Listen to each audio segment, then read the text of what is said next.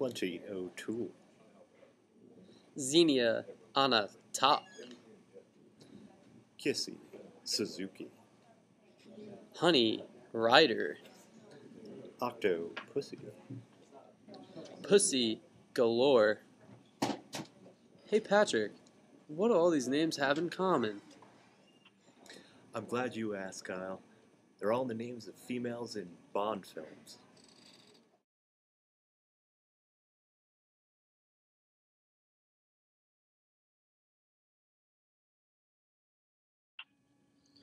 James Bond girls are girls in James Bond movies that are there to please James Bond.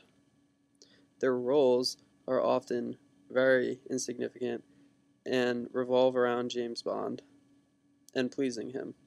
They almost always end up sleeping with James Bond at the end of the movie, and they're often seen and defined as eye candy.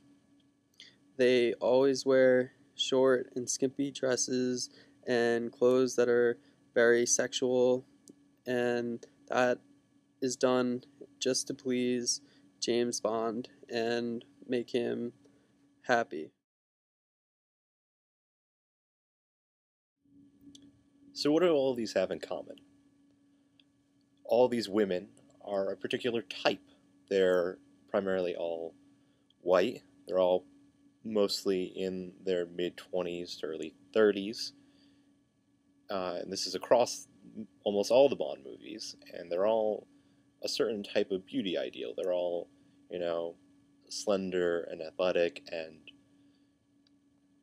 not only that, there's also sort of certain implications for, sexuality and relationships for men and women in the films. Bond is sort of this paragon of masculinity where he gets to sleep around with lots and lots of women with no repercussions. Each movie he's sleeping with a new woman. And then all these female characters are expected to kind of settle down with him, and they're just focusing in on one relationship.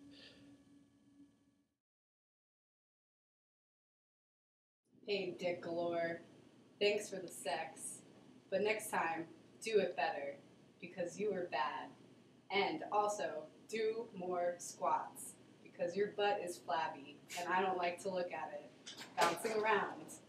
Anyway, have you finished cooking my dinner? Laundry. I don't like it when you mix up my whites and darks. Also, make sure the crease is good, because I like it nice and crispy, Also, I don't like when my clothes bleed, or else I'll make you bleed. Also, I like my men like my laundry. Clean. In conclusion, the role of women in Bond films has been changing over the last 15 to 20 years. In the latest Bond movies, Bond's boss was actually a woman, and she gave orders to Bond. However, the role of women in Bond films is still very much stereotypical and reflects gender roles, but it is moving in the right direction, and there is definitely hope for future Bond movies that come out to portray women on a more equal level with men.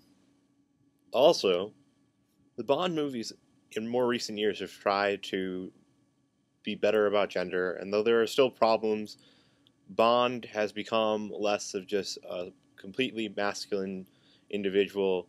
More recent movies, they've tried to deconstruct that masculinity, make it about something is troubling him. You can see that in Casino Royale, most specifically, and the females that are paired with Bond tend to be on a more equal footing, even if they are still, on the whole, still problematic and still kind of very sexualized and objectified.